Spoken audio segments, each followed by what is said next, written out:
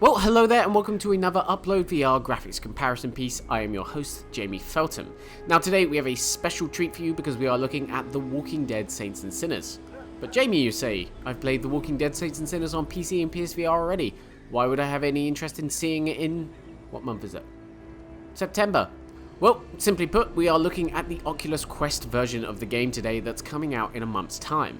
And not only are we looking at it running on Quest, we're going to look at it running on both the original headset and the upcoming Quest 2, which is really exciting. We've had access to a demo build of the game for a little while now, and there are actually differences to talk about between the two versions.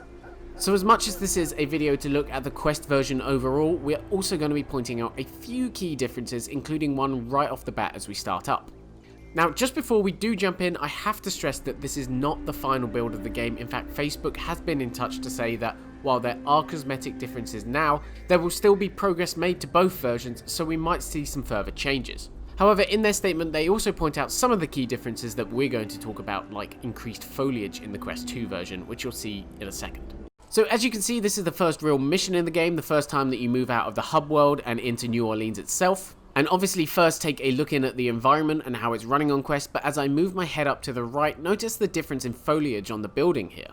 Now this is actually only one of a few differences that we'll be talking about between the two versions today, but it might well be a significant look at the kinds of differences we can expect between two games running on different versions of the Oculus Quest in the months to come.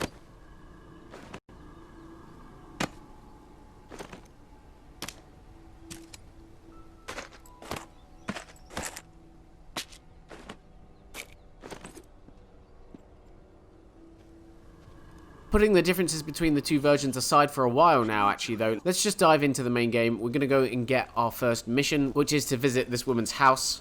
Unfortunately, she's lost her husband to the whole zombie apocalypse thing, and we're going to go see if we can help her out a little bit, get her some of her stuff back. But I just couldn't pull the trigger. He was all I had left, but I failed him. I'm so ashamed. Would you be willing to help me out? I just can't bring myself to do it. I need someone else to end this nightmare. From this point on, I'll leave a lot of the gameplay for you to watch, and I'll cut in when we see some interesting stuff going on.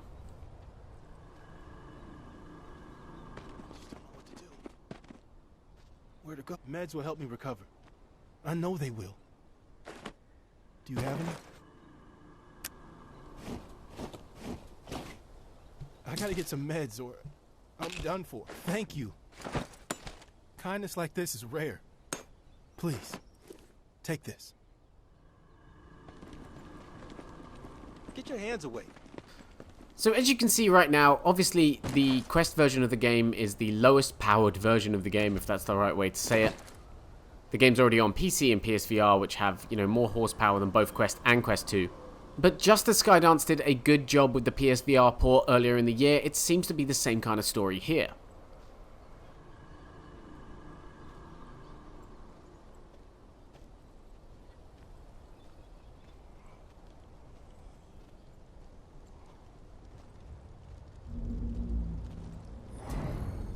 I have noticed a few differences. For example, when I'm stabbing these poor zombies in the head here, you can see less of those deformation effects that made for a really gory treat on the other versions of the game. But hey, I'm still able to cut off arms, I'm still able to cut off heads, I'm able to really wedge my melee weapon straight into their skulls. It feels just as good as it does on PC and PSVR.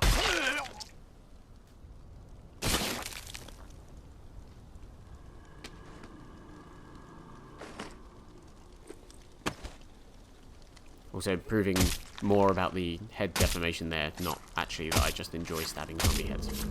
Although I also do enjoy stabbing zombie heads.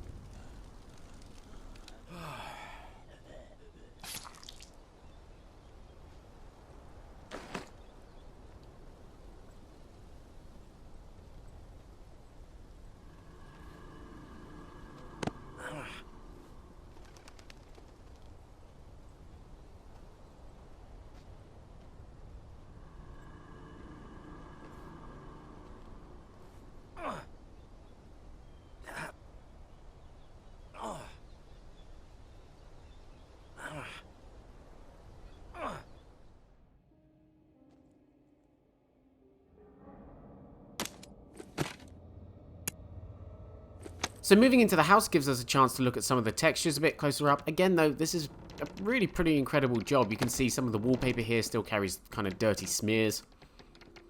Don't want to question what those might be, but also like rips in the wall, rubble on the ground.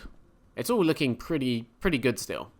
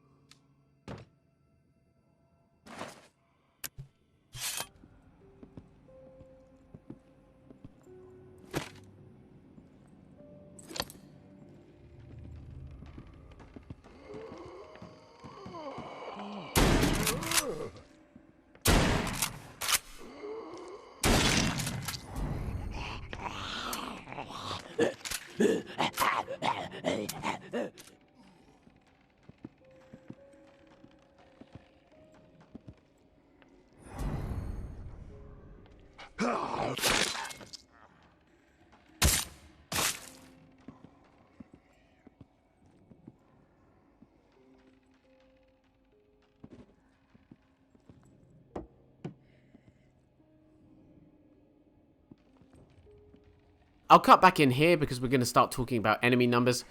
It's quite interesting to remember that on the right is the quest version, and in this bit of the game, obviously the enemies are kind of randomized every time you play through a map. But you can see a lot of zombies straight up there on the original quest version.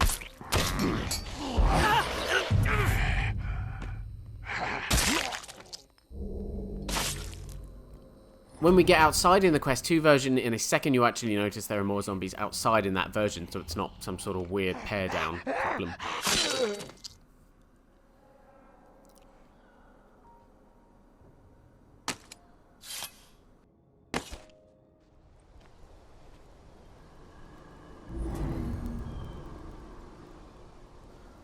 But as we do continue moving outside now, I'll point out the last difference that we've spotted between the Quest 2 and Quest versions, which is if you come around to the back of this van we're talking about here, you can see some extra clutter in the environment. There's actually some pallets that were blocking your way on the Quest 2 version that aren't there in the Quest version.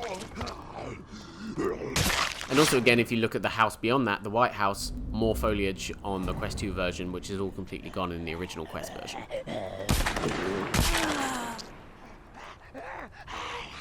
So yeah, that's just a quick look at the demo version of The Walking Dead Saints and Sinners on Quest. Obviously, like I said, this is a demo version. There might be a lot of changes in the retail release next month. Thanks so much for watching the video. If you liked it, make sure to comment, subscribe, tell us more about what you want to see on the channel, and we'll see you next time.